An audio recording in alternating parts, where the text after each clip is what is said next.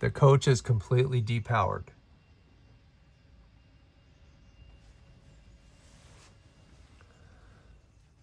I'm going to apply power to the coach now.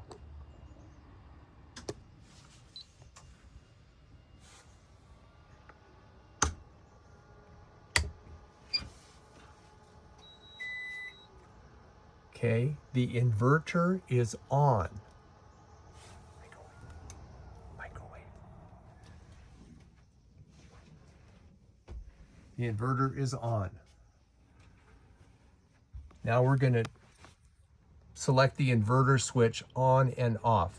Right now it's in the off position and the inverter's on. Now I'm going to push the inverter switch on.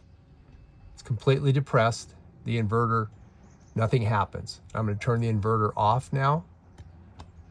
Nothing happens. Previously, before you guys did the work, this switch turned the inverter on and off. The only way to depower the inverter now is to depower the entire coach, which is not the way it's supposed to work, because we don't use the inverter when we don't need to. When we need to use the inverter, then we turn it on, and it's not operating that way now. So now we're going to depower the coach.